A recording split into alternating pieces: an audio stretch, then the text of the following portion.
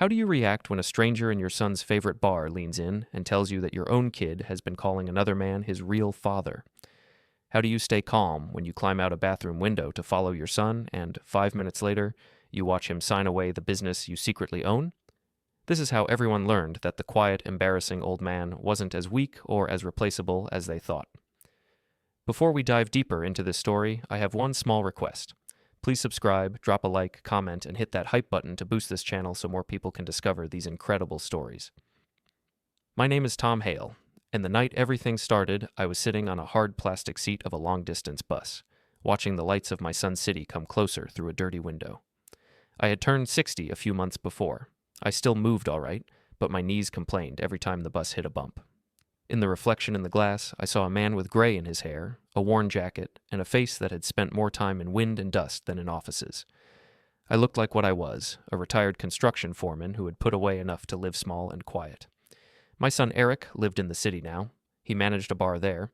Years ago, when I was still working on sites and keeping side jobs to make ends meet, I had told him that I wanted him to have more choices than I did. I had promised him a college education and one day a business of his own. I kept that promise, even when my back hurt and my hands shook from years of heavy tools. That was why I was on that bus. He had invited me for a weekend and said he wanted to show me how well the bar was doing. The bus hissed when it pulled into the terminal. I stood, picked up my old duffel, and felt the familiar pull in my shoulder. Outside, people hugged, rushed into cars, called on phones. I waited near the entrance, watching the sliding doors open and close. Eric was late. 15 minutes passed before I saw him jogging across the parking lot. He had a neat haircut and a slim coat that probably cost more than all the shirts in my closet put together. He waved, slightly out of breath, and told me he was sorry for running late, that traffic was bad, that the bar was busy, that things were crazy. He talked fast, like he was trying to cover the delay with energy. I said it was all right. I was used to waiting. Construction teaches you that nothing ever runs on time. On the drive to his apartment, he kept glancing at his phone at red lights. Messages popped up, and he smiled at them. He told me about the bar, about how they were thinking of rebranding, about how his stepfather, Victor, had big plans to turn it into the center of a small chain. The way he talked about Victor sounded more like a partner than a stepfather. When we reached his building, he parked in a spot that had Victor's company logo on a sign. Inside, the apartment was modern and minimal. The living room had clean lines, a big TV, and framed photos on the walls. There were pictures of Eric with Victor at a ribbon cutting, Eric with Victor on a boat, Eric with a group of young people at some event, all holding drinks and laughing. I walked along the wall slowly. In one photo, I recognized the bar's carved wooden sign, Ross and Hale. My last name was there, big and proud, next to Victor's. It had been a strange feeling the first time I saw that sign in a picture, years before. My name on a bar I didn't work in a city I barely visited. Still, it meant something to me. Hale was not a fancy name, but it was mine. There was only one small photo with me in it. It was on a side table, half hidden behind a lamp. It showed Eric at 15 holding a soccer trophy with my arm around him in a dusty field. That picture was almost 20 years old. Eric talked quickly about his schedule. He said he had to be at the bar soon and that the staff was excited to meet me. He made a joke that I should try not to embarrass him, said it in a light tone, but I heard the edge under it. I told him I would just stand at the back and watch him work. We left around sunset. The city streets were crowded with people going out. Eric drove with one hand on the wheel and one hand on his phone, reading messages whenever he could. He told me his stepfather was already at the bar and that there might be some important people there. He called Victor the guy who really believed in him and made his dreams real. He did not say that I had put in the first money, back when the bar was only an idea on a piece of paper. When we turned the corner onto the bar's street, I saw it in real life for the first time. A warm glow spilled out onto the sidewalk. The sign hung above the door in old-style lettering, Ross and Hale. The windows were fogged a little, and I could hear music and laughter from inside. It looked busy, successful, alive. Inside, the bar was full of college kids and young professionals. The air smelled of beer, fried food, and perfume. Lights changed color above the liquor shelves. A group of people in matching shirts moved behind the bar, fast and practiced. Eric walked ahead of me. He moved with the ease of someone who belonged there. He clapped shoulders, greeted regulars by name, and got pulled into quick conversations. When he remembered I was behind him, he turned and waved me forward. He took me to the far end of the bar and introduced me to a man around my age with a perfect suit and a glass in his hand. This was Victor. I had seen him only a few times before at family events, always from a distance. Victor looked me up and down, then smiled in a way that did not touch his eyes. Eric told him that I was Tom, an old friend of the family who had come to visit. I waited for my son to say the words, "Father" or "Dad." He did not. Victor nodded politely and said he hoped I would enjoy the place. He spoke about how the bar had become a favorite in that part of town, how it was the starting point for their bigger plans. He referred to Eric as his right hand and his boy. His boy. I heard those two words clearly over the noise. I said I was glad to see the bar doing well. My voice was even. I have learned over the years that you can feel things deeply and show nothing. After that, Eric was swallowed by the crowd and the work. I stood near the corner of the bar, nursing a soda. I do not drink much. Years on job sites taught me what too much alcohol does to a man's balance and judgment. The bartenders moved fast. Bottles clinked, taps poured, glasses slid across the polished wood. At some point, a woman with dark hair tied back in a ponytail stopped in front of me. She wore the bar's shirt with the logo on it. Her name tag said Nina. She had seen me come in with Eric. She asked if I was all right, if I needed anything.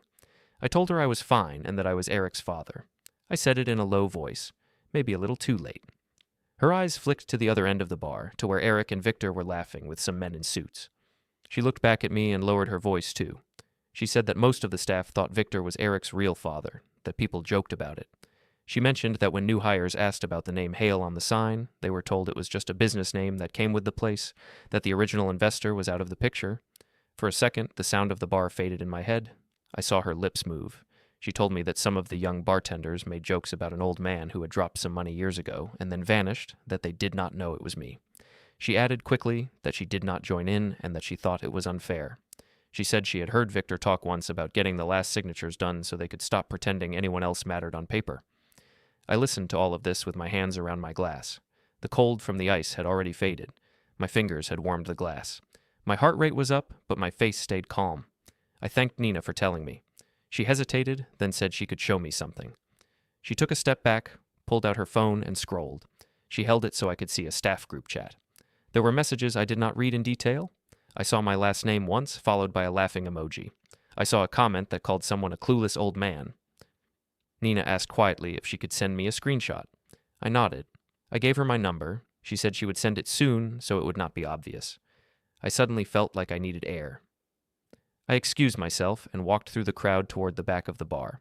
I passed a small hallway with staff-only doors and found the men's room. Inside, the noise of the bar dropped down to a dull hum. There was bright light, a sharp smell of cleaning supplies, and a row of sinks. I put my hands on the edge of one and looked at myself in the mirror. The same man from the bus stared back at me, but now there was something different in his eyes. The hurt was still there, but there was also something else, something cooler and much more stable. Behind me, a small window sat high on the wall. It had frosted glass and a latch. I moved closer and pushed it. It opened with a soft scrape. The cold night air touched my face. Outside, I heard the metallic sound of a door opening somewhere in the alley behind the bar. Then I heard Victor's voice, louder now that the music was only a muffled beat through the wall. I heard Eric laugh. I looked at the regular door, then at the window. A younger man might have thought twice, but I had climbed scaffolding for 30 years. I had swung onto ledges in the rain. Age slows you, but it does not erase what you learned. I put my duffel on the floor, pushed the window open wider, and carefully lifted myself up. The frame pressed into my chest and hips, my shoulder complained, my knees argued. Still, I moved, one slow motion at a time, until I was outside, balanced on the narrow ledge, then dropping down into the dark of the alley. The air outside was colder than I expected. The alley smelled of old beer and garbage. Light from the bar's side door spilled onto the wet ground. I stayed in the shadows near a stack of crates. Victor stood by the open door, a folder in his hand. Eric was beside him, his hair messy from the heat inside, his cheeks flushed.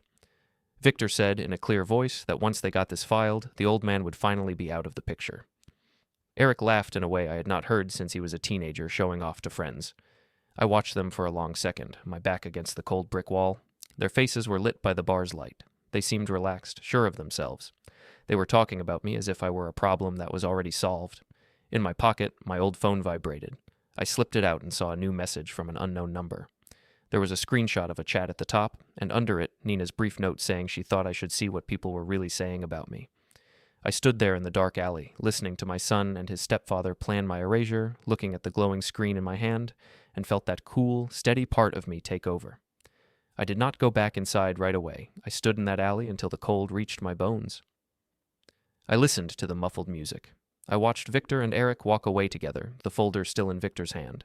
They headed toward the parking lot, talking and laughing like they had just shared a good joke. They did not look back. When the side door closed and the light strip across the ground disappeared, I finally moved. I walked around the building and went through the front entrance again. The bar swallowed me with noise and light. No one noticed that I had been gone. Nina caught my eye once and gave a quick look that asked if I had seen the message. I gave a small nod. I did not feel ready to talk. I stayed for another hour, just watching Eric work, watching how he smiled at customers, how he leaned in to talk to girls at the bar, how he listened to Victor's instructions. He did not come back to stand with me. At the end of the night, he said that he was tired and that there was some paperwork he had to do with Victor. He told me that I should take his car key and go back to his apartment and that he would be back late. He said he hoped I enjoyed myself and that we would talk more tomorrow. I drove his car back. The seat was too low for me and the music settings on the radio were strange, but I kept my hand steady on the wheel. The streets were quiet. The bar's glow faded in the rearview mirror. In the apartment, I changed into a clean shirt, sat down on the edge of the couch, and let the day replay in my head. My mind went back further, not just to the bar, but to the years before it. When Eric was small, it was just the two of us most of the time. His mother, Laura, and I had divorced when he was 7. It was a hard time. I was on sites 6 days a week. I took overtime whenever it was offered. Laura wanted a different life. She found one with Victor later. Back then, though, it was me packing lunches, me dropping Eric at school, me standing in the cold at his soccer games. I remembered a night when Eric was maybe 12. We sat in a cheap diner near our small house. It was winter. Our coat steamed a little from the snow outside. He had told me that he did not want to end up working in the cold like me. He said he wanted to own something, a restaurant, he thought, somewhere warm, with music and people.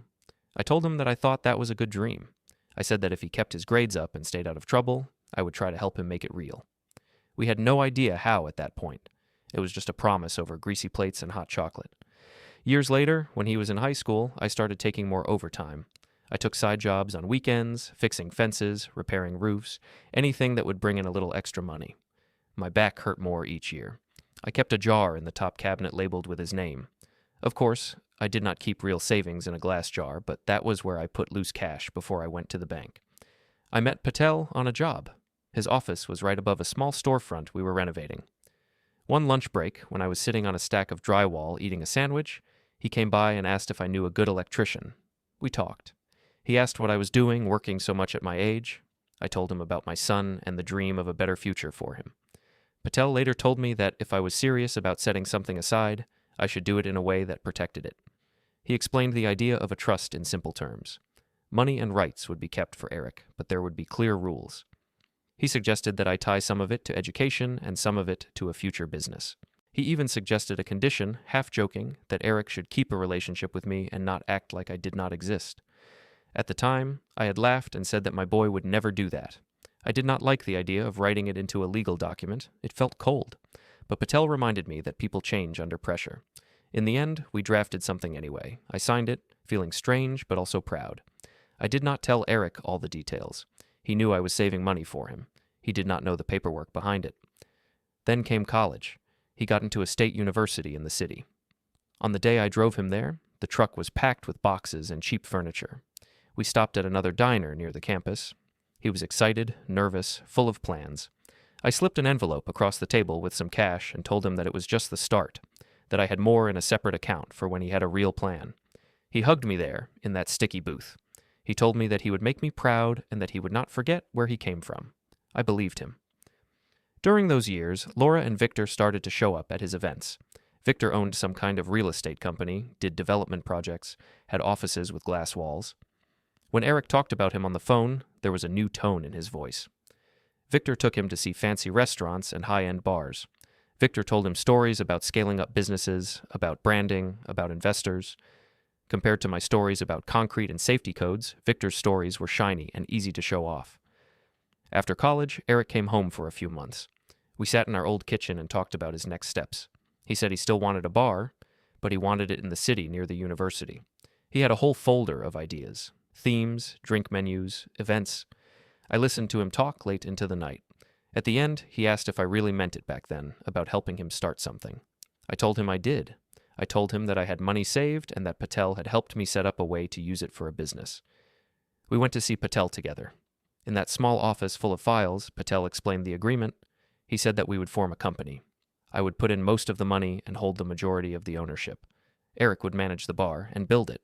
The idea was that one day he would buy more of my share as it grew, but for now, we both needed security. Eric agreed. He said he understood that my money was the foundation. He even suggested that my name should be on the sign. That was how the idea of including Hale came up. Later, when Victor heard about it, he said it would look more balanced if his name was there too, since he was providing help with contacts and some extra backing. That was when Ross and Hale was born. At the start, Victor was only supposed to be a minority investor and advisor. We drew up papers with Patel, kept things clear. I still worked on sites, but I took time off to help with the building repairs. I remember sanding old wood for the bar top until my hands were numb. Eric came by with coffee and talked about playlists and drink specials. He called me the backbone of the project when we spoke alone. The first year, the bar did well enough. College kids liked the atmosphere. Eric called me often with numbers and ideas. When he had trouble with a supplier or a broken fridge, he called me for advice. Victor was around sometimes, but not always. Over time, that shifted. Victor's company started sponsoring special events at the bar. He brought in his business contacts for private parties. He talked to Eric about franchising, about going bigger. I noticed that when they took photos for social media, Victor always found a way to be in the middle. My name stayed on the sign, but my face was rarely in any picture. Eric's calls became shorter and less frequent. When I visited, Victor would be there more and more. He liked to talk to me as if I was a retired neighbor who did not understand modern business. He would say that he was teaching Eric how things really worked. He would say that my early support had been sweet and that it was nice that I could see the bar now that real investment was coming in. Laura always stood nearby, nodding and smiling. If I tried to talk about paperwork or agreements, she would roll her eyes gently and say that I worried too much. She would say that Eric was in good hands. The first time I saw a social media post where Victor wrote a long message about building the bar from the ground up with his son, calling Eric his pride, I felt a small sting. He did not mention me or the original agreement at all. I told myself it was just online talk. I convinced myself that Eric knew the truth and that this public story did not matter. But then, little things kept piling up. Eric once introduced me at a crowded table as the guy who helped at the beginning, like a helpful distant relative. Laura told someone that she was grateful Victor had shown Eric what real work looked like. Someone joked that Eric must have business in his blood because of Victor. The joke hung in the air. No one corrected it. Sitting on his couch that night after the alley, I let all those moments stack together in my mind. I saw the diner table where I first made the promise. I saw my hands signing trust papers. I saw my name being pushed into the background again and again. I pulled out my phone. Nina's screenshot was still open. I scrolled. In the staff chat, one bartender asked if the old investor was coming to the rebranding event or if he was finally gone. Someone replied that Victor said the paperwork was done and that the guy had signed everything away. There were laughing emojis. Another said it was better to have a real father-son brand on the front. They wrote the words Ross and Ross with little fire icons. I closed the chat and opened a browser. I searched for the bar's social media page. Photos loaded. In one recent post, Victor and Eric stood under a banner that said something about a big announcement coming soon. The caption talked about the next chapter for Ross and Ross Hospitality, called them the father and son team behind the town's favorite bar. I scanned the comments. People congratulated them. Some joked that they looked like twins. Someone wrote that it was nice when real family built something together. I kept scrolling. At the top of the screen, a red notification dot appeared. I tapped it. A new tag had popped up. It was a post from the bar's account, scheduled for a big event. The picture showed Victor and Eric clinking glasses in front of the sign, but the design on the image had the words Ross and Ross in bold over the old Ross and Hale logo, almost covering it. The text under the image said that everyone should save the date for rebranding night next Saturday. It called Victor and Eric the father-son duo behind the brand. My username was tagged at the bottom, along with a short line that hoped I would be proud to see how far they had taken things. The next morning, I woke up on Eric's couch with a stiff neck and the taste of stale air in my mouth. For a moment, I forgot where I was. Then I saw the neat shelves with designer books, the big TV, the framed pictures of him and Victor on the wall. My stomach tightened. The night before came back in small, sharp pieces. Nina's words, the alley, the folder in Victor's hand, that line about getting me out of the picture. I checked my phone. There were a few messages from old coworkers in a group chat, some spam, a bank alert. There was nothing from Eric. No message asking how I had slept, no note saying he was sorry for leaving early. Only a short text from him, sent at 3 in the morning, telling me he would be sleeping over at Laura and Victor's house because it was closer to some meeting they had, and that I should make myself at home. I sat there for a while, staring at those words. I remembered when he was small and used to ask if he could sleep at my place instead of at Laura's because my home felt calmer. Now he picked the other house without thinking, and I was the guest on a couch. I made coffee in his kitchen, careful not to break anything.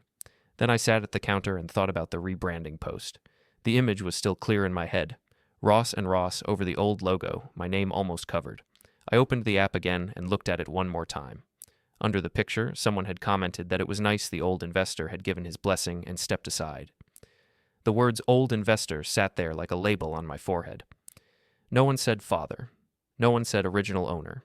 Just old investor, like I was some faceless stranger who had dropped a bag of money and disappeared. Later that day, Eric came back briefly. He seemed rushed, in a hurry, full of plans. He talked about meetings with Victor and about important people coming to the rebranding event next week. He said it would be a big night, that there would be press and maybe even a local TV crew. He asked if I would come and support him. He spoke in that bright voice people use when they want you to give simple approval, not ask questions. I told him I would be there. I did not mention the alley or the folder. I did not ask about the paperwork. I only watched his face when he talked about Victor.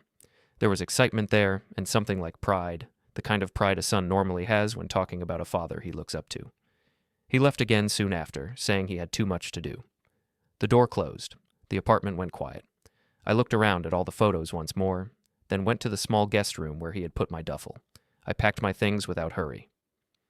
On the drive back to my town, I did not turn on the radio. I let my thoughts talk instead. By the time I reached my street, the early anger had cooled into something heavier and more solid. My house is small and sits near the edge of town, not far from the industrial area. I bought it cheap years ago, fixed it myself on weekends. The paint is a little faded and the front steps creak, but it is mine. My name is on the deed, no one else's. Inside, the air was cooler than in Eric's apartment. It smelled of old wood and coffee. I hung up my jacket, took off my boots, and walked straight to the door that led to the garage. The garage is where my past lives. There are boxes of tools, old helmets, and bent measuring tapes. There is a workbench against the far wall with a lamp and a stool. Above it, shelves hold folders and small lockboxes. Each box and folder has a label I wrote in thick black marker. I turned on the lamp. Dust floated in the beam of light. I ran my fingers along the edges of the folders until they stopped on the ones that mattered. Bar LLC, Original Agreement, Property Documents, Eric Trust. I lifted them down and placed them on the bench. For a while I did not open them, I just rested my hands on the covers. It felt like touching an old promise. When we started the bar, Patel had told me to keep my own set of signed originals, even though he kept copies in his office and there were files at the county. He had said that people forget what is written when things get comfortable. He had said that paper does not forget. Back then, it sounded dramatic. Now it sounded practical. I finally opened the folder marked Bar LLC, Original Agreement. The papers inside smelled faintly of ink and age. My signature and Eric's were at the bottom of the first page. Patel's neat handwriting was near the notary stamp. I read slowly, underlining sentences with my finger. It clearly said that I had put in most of the initial capital. It clearly said that I owned 55% of the company. It clearly said that no share could be transferred without my notarized consent. It said that all major changes required my signature, not just some scribble someone could pretend was mine. I thought about the paper Victor slid across the desk at the bar, the one he called a buyout agreement. I saw again how the signature on it had looked almost like mine, but not quite. At the time, I had not pushed back. I had only asked if I could get a copy. He had brushed me off in that smooth way, as if I was asking for something unimportant. I set down the bar agreement and opened the property documents folder. Inside was the deed for the building and the lease arrangements. My name was there too, tied to the building, to the land under the bar.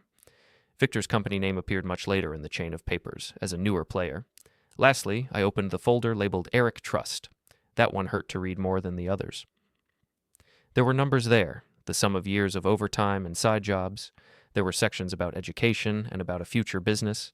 Then there was that one section Patel had insisted on, the one I had almost deleted. It spoke about maintaining a respectful relationship, about not denying me publicly as his father, about not using my name and work while acting like I did not exist. When we signed it years ago, Patel had told me he had seen too many families break over money and status. He had suggested that if things ever went that way, we should have a way to redirect the trust to someone who actually valued what I gave. At the time, that idea made me uncomfortable. It felt like planning for betrayal. But I had signed anyway, more to humor him than because I believed it would ever matter. I stood there in the garage, the papers spread out in front of me, and realized that the thing I thought would never happen was already here. My own son had introduced me in my own bar as a family friend. Staff joked in messages about an old investor who had signed everything away. Victor called him his only real son in public. They were planning to put Ross and Ross on the sign where Ross and Hale had been. It was not only about money, it was about being erased. It was about watching someone take the years you spent working and turn them into a story where you were just a vague shadow, a helper in the background, while they took the front light. In my life, I have seen fights on sites that started with one insult and ended with broken bones. I have seen men throw punches because someone moved their tools. That kind of reaction never made sense to me. It is quick and loud and solves nothing. Not really. It also leaves you with charges and regrets. Standing in my garage, I did not feel like shouting or breaking anything. The anger was there, but it was not hot anymore. It was cold and clear. It felt like the air in the alley behind the bar. It focused my thoughts. I knew 3 things. First, Victor and Eric believed I was weak and tired and ready to be pushed aside. They thought they could write new papers and tell a new story, and that I would accept it because I loved my son and did not like conflict. Second, the real contracts and deeds did not match the fantasy they were building. On paper, I still held most of the power. They had forgotten that or chosen to ignore it. Third, if I acted without thinking, if I stormed into the bar or confronted them alone, they would turn it into a scene and twist it against me. They would say I was confused, old, unstable, and in the way. I needed to move in a way they respected. Quiet, legal, written. I closed each folder carefully and stacked them again. Then I pulled out my old phone and scrolled through my contacts. The list was not long. Family, a few old coworkers, some neighbors. Near the top was Patel's name. For a moment, my thumb hovered over it. Part of me still hoped that this was all a big misunderstanding and that Eric would wake up and see what he was doing. Part of me wanted to give him another chance to fix it himself. But then I thought about that alley. I remembered how he had laughed when Victor talked about getting me out of the picture. There had been no hesitation in that laugh, no sign of someone forced into something. He had chosen it. I pressed call. The phone rang a few times, then Patel answered. He sounded tired. I imagined him at his desk, surrounded by files. I did not waste his time with small talk. I told him I was looking at the original bar agreement and the trust documents. I told him about the rebranding plans, about what I had heard and seen at the bar, about the supposed buyout paper that I knew I had never signed. He listened in silence. When I finished, he said, in that calm way of his, that we needed to see exactly what Victor had filed and where. He said we would need certified copies, not just my old papers. He said that if there was forgery, there were clear steps we could take. He reminded me that contracts exist for moments like this, when people stop honoring the spirit of a deal. He suggested I come to his office the next day with all my folders. He said we should start by comparing everything carefully. He told me we would move slowly and stay inside the lines of the law. I agreed. I said I would be there.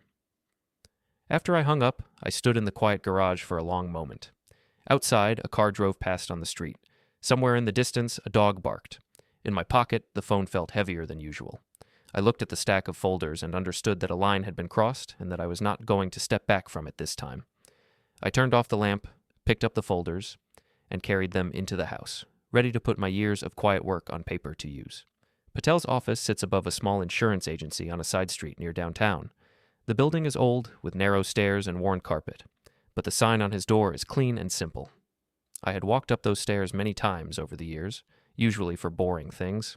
Small agreements, will updates, advice on taxes. This time, my hand felt different on the banister. Heavier. He opened the door before I could knock twice. He looked older than I remembered, too. More gray at his temples, deeper lines around his eyes. He glanced down at the folders in my hand, then stepped aside so I could come in. His office smelled of paper and coffee. Shelves lined the walls, full of files. There was a plant in the corner that had seen better days. A framed photo of his family sat on the desk. It was a simple space, but I always felt a kind of safety there. The rules of the world might bend in other places, but in that room they were written down and followed. We sat across from each other. I laid the folders out one by one. Bar LLC, original agreement, and property documents. Eric Trust. He put on his glasses and opened the first folder without a word. For the next half hour there was mostly silence, broken only by the soft rustle of pages. Sometimes he asked a short question. Had I ever signed any update? Had I given anyone power of attorney? Had I seen any notices from the county or the bank? My answers were simple and steady. No, no, no. When he finished the last page, he sat back and took off his glasses. He tapped the cover of the bar agreement with one finger. He said that on these documents, at least, nothing had changed. I was still the majority owner of the company. The transfer rules were still there. The signature requirements were still there too. On these papers, I had not been erased. I told him about the paper Victor tried to show me in the back office of the bar. I described the signature that looked like mine but wasn't. I told him about the talk in the alley, about getting me out of the picture. I showed him the screenshot Nina had sent. He frowned, looking at the messages for a long time. Then he said quietly that if someone had filed anything using a false signature, they would have left a trail. We just had to find it. He suggested we go to the county records office that same morning. It would be better to see exactly what was on file instead of guessing. I agreed. He carefully repacked the folders and put them in his worn briefcase. When he closed the clasp, the sound felt like the start of something. The county records office was a different kind of place. Fluorescent lights hummed above rows of counters. People waited in plastic chairs. A printer whirred somewhere in the back. Behind the glass, clerks moved between shelves and computers. Patel did most of the talking. He knew the right words. He requested all recorded documents related to the bar's company and the building. He gave dates, names, and reference numbers. The clerk took the notes without much expression and disappeared into the back. We waited on a hard bench. I watched people come and go, all with their own paperwork problems, titles, divorces, permits. No one in that room cared about bars or family drama. They cared about what was on paper and what was not. After a while, the clerk brought a small stack of copies to the counter. Patel read each page slowly, his finger tracing lines. He slid a few pages toward me, pointing to recent filings I had never seen before. There it was, a document that claimed to transfer most of my share of the bar company to Victor's company. It had a date from a few months back. At the bottom, there was a signature that was supposed to be mine. It looked close. Someone had taken time to practice. But it was not mine. There were small differences I could see right away, the way the T in Tom curled differently, the slant of the H in Hale. Patel nodded when I said that. He said he could see the problems, too. He had enough of my real signatures in his files to compare. His voice stayed calm, but I could tell he was not surprised. He said he had seen this kind of thing before with other clients. When money and control are involved, some people skip the waiting and try shortcuts. He asked the clerk to stamp the copies as certified. The clerk did it without comment. To him, it was just another set of forms. Back in his office, Patel put the new documents next to my originals. The differences between the stories they told were clear. One set showed me as majority owner, the other tried to pretend I had stepped aside. He said that in the eyes of the law, the original signed and notarized documents still held weight, especially with proof that my supposed later signature was false. We talked through options. He said we could notify the county that there was a possible forged filing. We could inform the bank that the person claiming control did not have it. We could use the trust document if I decided the respect condition had been broken beyond repair. He did not push me. He simply laid out the paths and their likely results. All of them were legal, slow, and solid. None of them involved shouting matches in bars or fists in alleys. We agreed to start with information rather than action. He would prepare letters to the county and to the bank, asking for meetings and clarifications without accusations yet. He said that institutions move faster when you arrive with everything in order. From there, I went to a small family restaurant near the edge of downtown. It's the kind of place where the tables wobble a little and the coffee is always slightly burnt but strong. I picked it because it was nowhere near the bar. No one from that world would come there. I took a corner table. While I waited for my food, my phone buzzed. It was a message from Nina. She asked if we could talk somewhere away from the bar, said she did not feel safe saying too much inside that building. I told her the name of the restaurant. She arrived 20 minutes later in a simple jacket, her hair in a loose braid instead of the tight ponytail she wore at work. Out of the bar uniform, she looked younger, but her eyes had the same tired sharpness. She sat down and wrapped her hands around the cup of coffee the server brought. She asked first if I was angry with her for telling me what she did. I told her I was not. I said I was grateful. I said that most people prefer comfortable lies to uncomfortable truths. She looked relieved. Then she started to talk. She talked about how Victor treated the staff, about how he liked being seen as the savior of the bar. She told me about how he made jokes in the office about cleaning up old paperwork and finally making the brand look right. She said that once, on a slow afternoon, she had been in the back hallway when she heard Victor telling Eric that after the rebranding, they could stop pretending the bar had ever belonged to anyone else. She said Eric had laughed and agreed. She had gone home that day feeling something was wrong. Then she told me about the short video she had. There was a security camera near the office door. One night, after closing, she had been in charge of checking footage because of a missing bottle. While scanning through, she happened to see Victor and Eric in that hallway. The audio was not perfect, but some words were clear. Victor said something about the old man never reading contracts, about how easy it was to use his name and then push him aside. She admitted she had saved that clip on her own phone even though she was not supposed to. She said she thought she might need it one day. She was not sure for what. She showed me a short part of it there at the table. The image was grainy, but the voices were recognizable. My son's laugh was unmistakable. I watched the tiny figures on the screen, feeling strange. It is one thing to suspect someone is planning something against you. It is another to hear them talk about you like you are a fool, like you are already gone. I asked Nina why she was helping me. She shrugged and looked down into her cup. She said she had grown up around men like Victor, men who talked big and treated people like tools. She said she was tired of watching decent people get pushed out because they were quiet or old or not shiny enough. She said that when she saw me standing alone at the bar, she thought of her own father, who had died a few years ago, and she could not stand the way the others laughed about me. I thanked her again. I told her I would not drag her into anything against her will. I said I might need to show that video someday, but only if she agreed. She nodded slowly.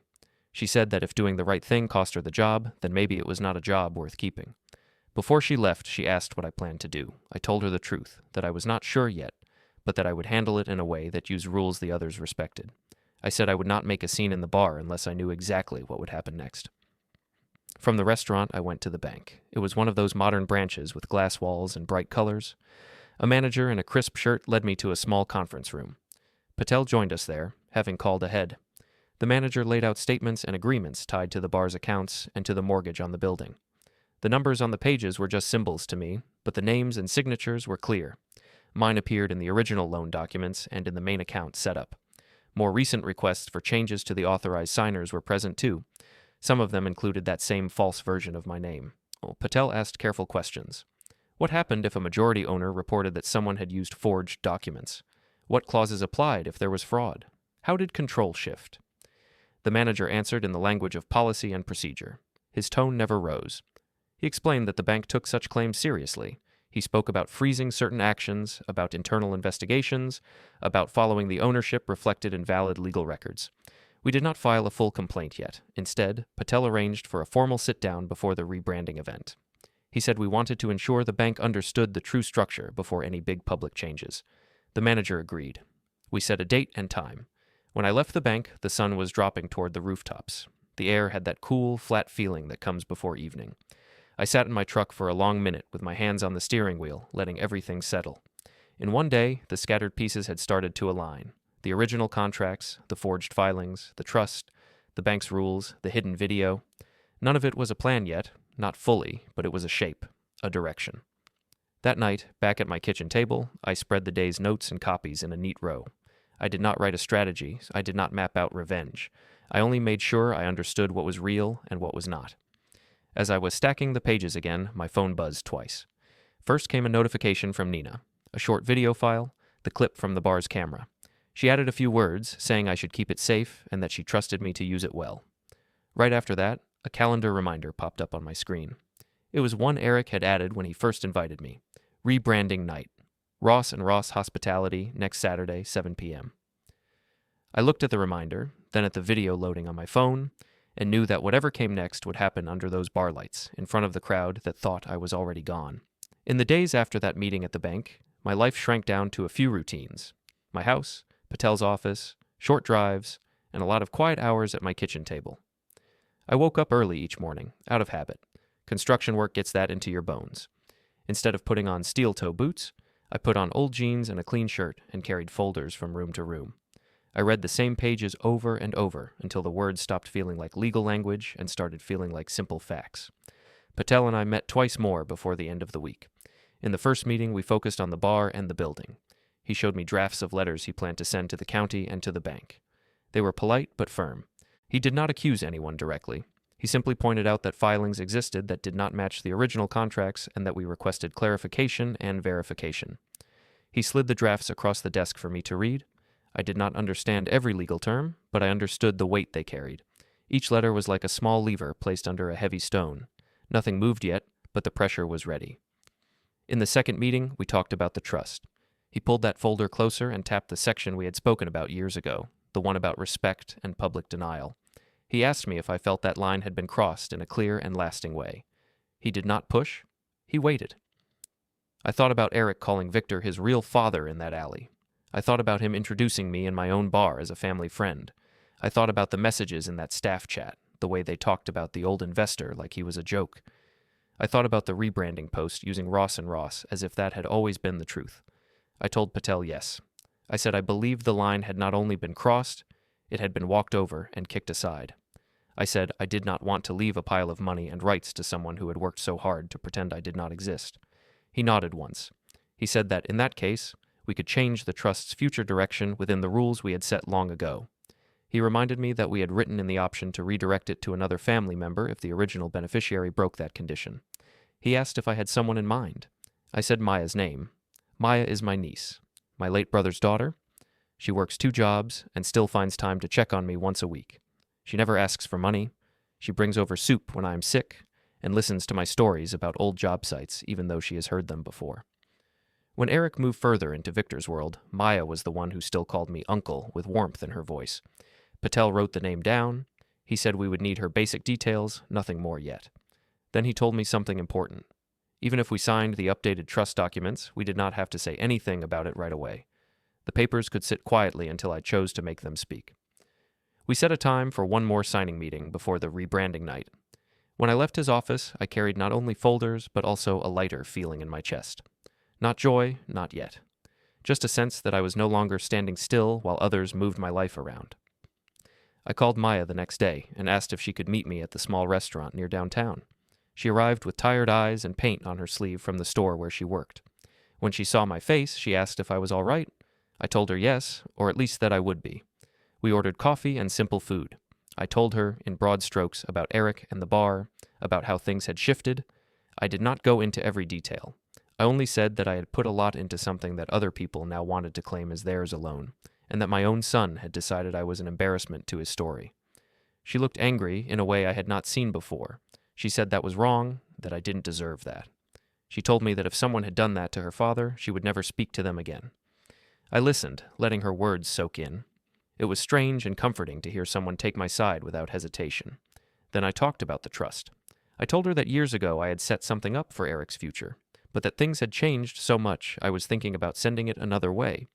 I told her I was considering naming her as the new future beneficiary. Her eyes widened. She shook her head, said she did not want to take anything from anyone, that she was fine with what she had. I told her I understood, but that this was not about taking. It was about giving something to someone who did not pretend I was invisible. I said that nothing would change now, not in her day-to-day life. I said that my decision was about where my years of work would land when I was gone. She went quiet. Then she reached across the table and squeezed my hand. She said that whatever I chose, she would still come by on Sundays, still bring soup, still listen to my stories. She said that if one day I wanted her name on a sign next to mine, she would be proud to stand there and say exactly who built it. A day before the event, Patel and I met at the bank again. The manager brought in more papers.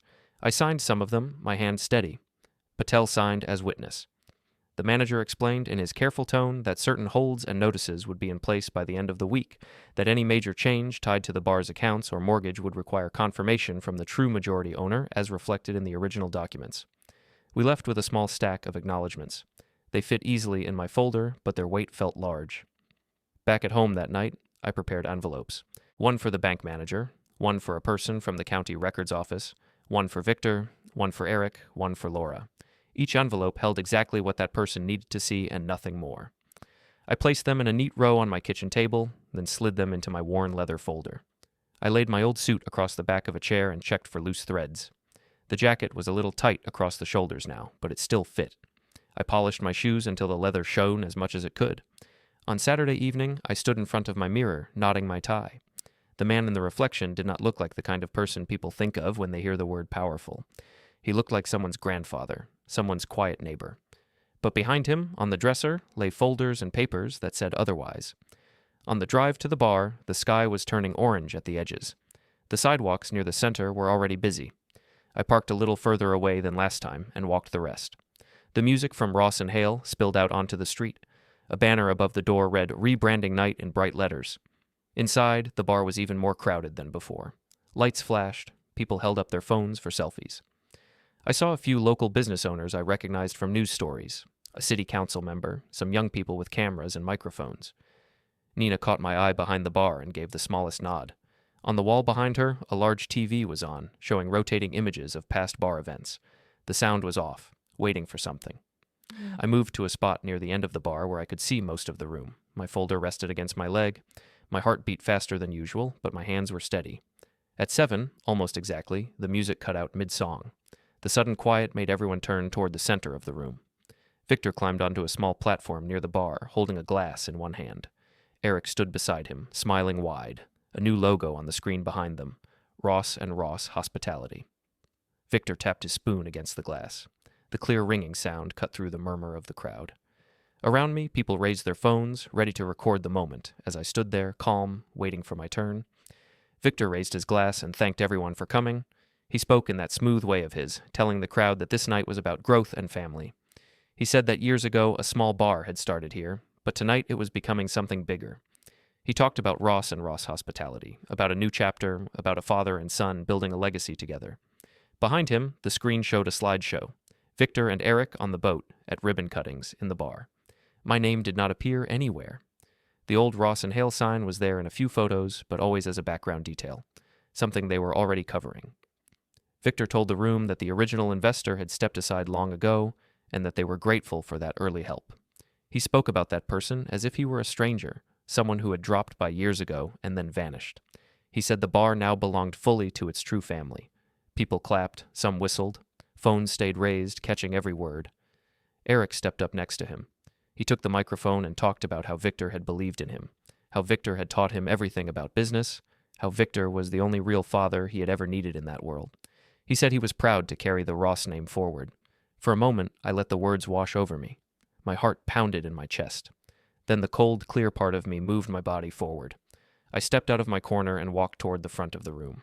I did not push anyone. I waited when people were in the way.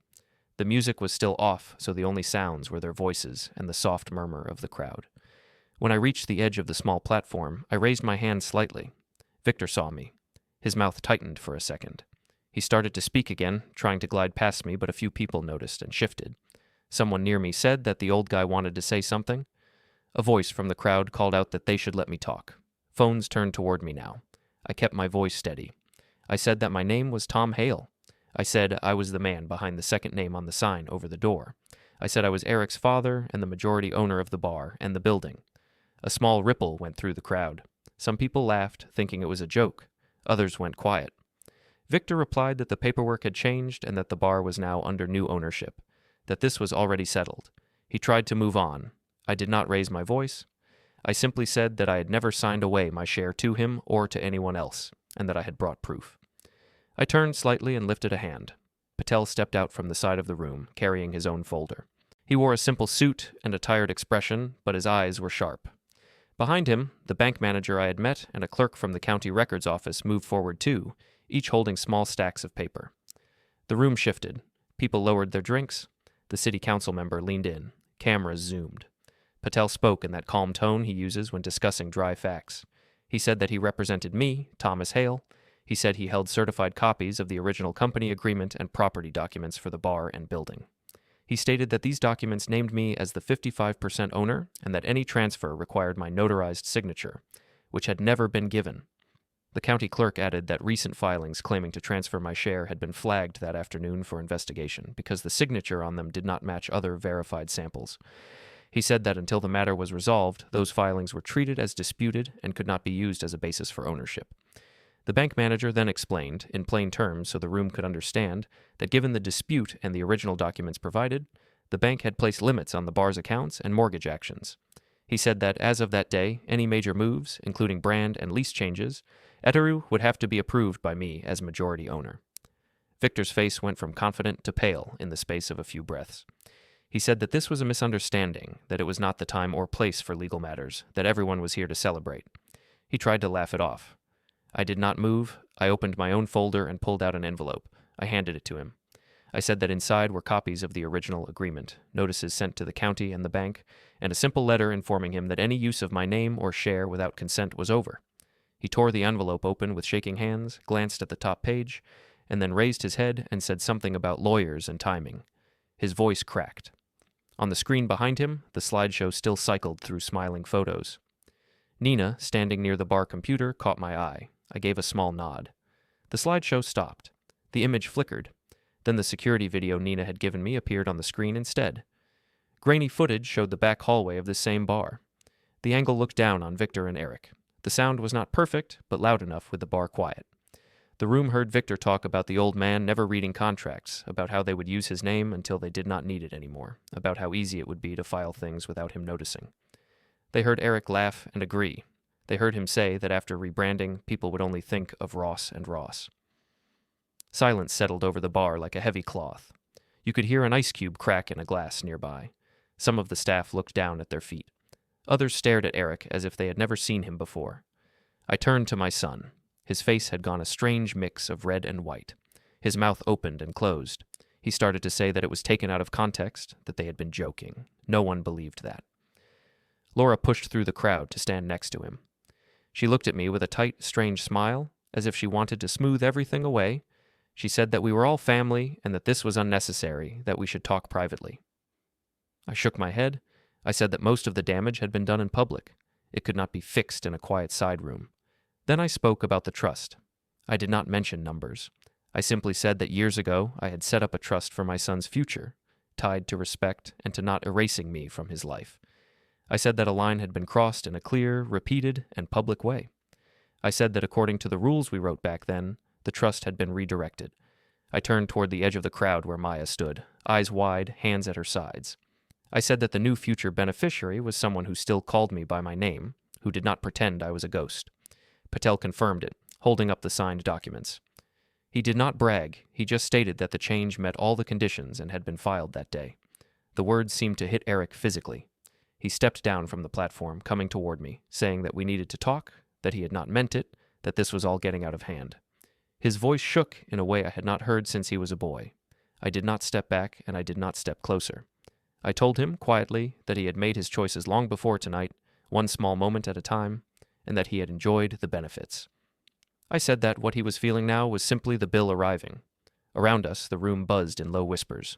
People filmed, some slipped out, not wanting to be close to a man under this kind of light. The bank manager quietly asked Victor for the keys to the office and the safe, saying he needed to secure certain things until the investigation was done. Victor refused at first, then handed them over when he saw the clerk taking notes. Nina slid a glass of water onto the bar near my hand. I picked it up, took one slow sip, and set it down again. My hands were steady.